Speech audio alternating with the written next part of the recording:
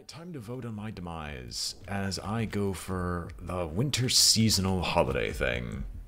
For the Clustertruck. Excellent start already. Do you not have a bot, BrainBoy? I do not have a bot. I do not. I guess you want the low grab, so... Oh my gosh, you're actually being nice so we can get this over with at like a faster pace. Oh no. It's been a long time since I've played this and I've not forgotten the controls, it's just the controls feel a lot floatier than I remember them. Well, that was a nightmare. Huh, I think I actually have to go quickly. Like, I know the name of the game is Speed and everything, but I think this is one where I legitimately have to go fast, because if I'm not constantly moving forward, I might actually end up screwed.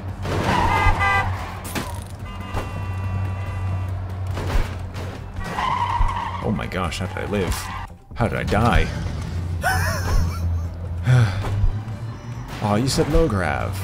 Oh, Zarok, you forgot that you need to do the hash sign before this. Well, no worries. BOUNCYTRUCKS. The Landfall Games knows what's best, and we're going to be doing BOUNCYTRUCKS. As soon as I finish the level, so I get to start off with BOUNCYTRUCKS at the beginning of this one. Oh my god, there's an avalanche. At least I think there's an avalanche. There is. Well, can I hit this one? Of course not. I have a warlock in my my D&D game, and I'm wondering which is the best class to pair with it. As like Oh, are you multi-classing as a warlock? Yes. Wizard. Wizard.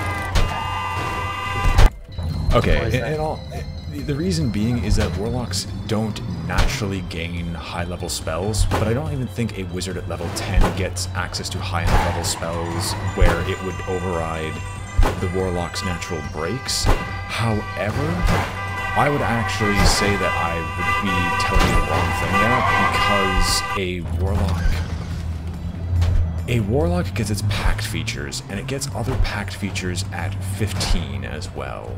So I'd honestly say, unless you are dead set on multi-classing, stick with the natural warlock, because I don't know what its packed features are supposed to be at level 15 and greater. And I might actually turn up your volume, because I cannot hear you. So let me turn up your volume. Yes, because you're at 40%. I'm turning up everyone's volume, basically. Just because I turned up mine to try to fix the eternal BrainBoy is the most silent bastard in the universe problem. Oh, I saved it. Somehow. Well, these snowballs are fan-bloody-tastic. Well, there's the pack to the chain, pack to the blade, and pack to the tome. Oh, if you're actually... How far are you in the game? Only your D&D? level 2. Oh, so you don't even have a packed... Or you don't have many packed features yet. Nope. Recommendation? There's actually a specific feat. You're doing 5e, right? Yep. There is a specific feat in 5e that allows you... I think Ritual Caster, is it? That when combined with Pact of the Tome, allows you to basically create a absolutely enormous spellbook compared to a lot of other classes. Yeah, I saw that feat. It's like, this is great. Wants it. But part of me really wants Pact of the Blade because I heard you do like high damage with that one. Yes, for straight up damage, it's Pact of the Blade, and oh god, Xenocise Lion.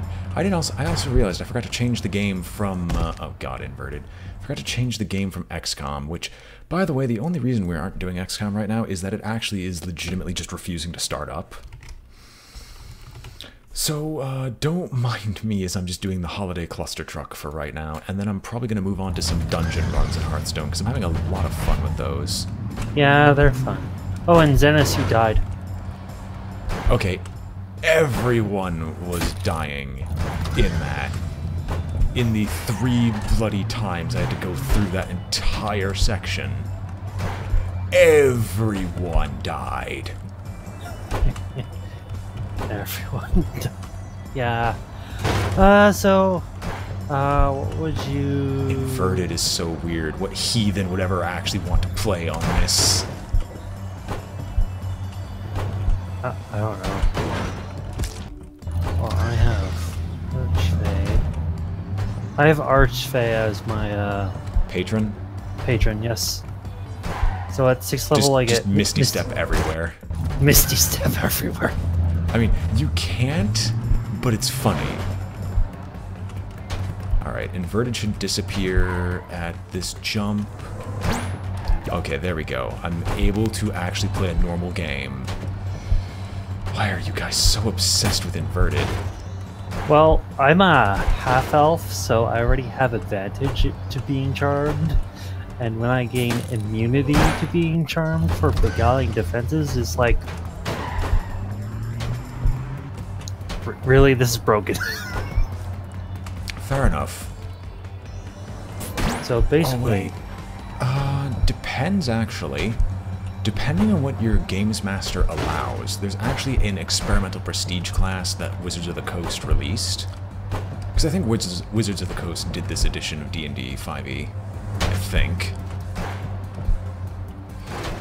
There is a prestige class in the form of the Rune Master, and it gives you a host of resistances and immunities based upon how many magic items you could possibly have, or how many magic items you can have equipped.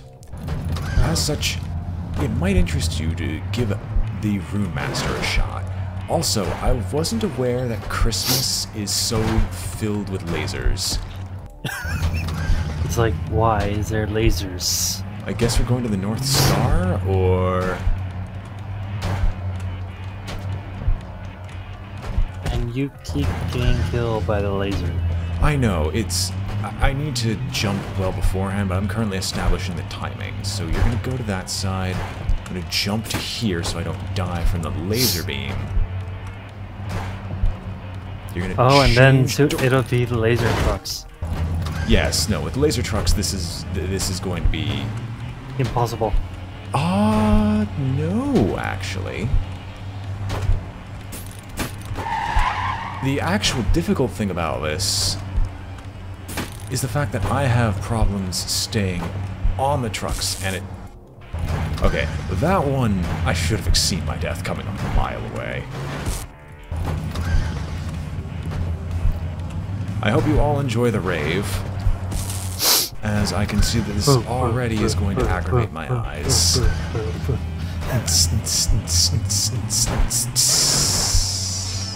Oh. Well, I thought this was a rave that had a laser light show, not a laser cut show. I think we're getting very on point with our cuts. Just watch my bacon sizzle as I shake it on the dance floor, heating things up as we go.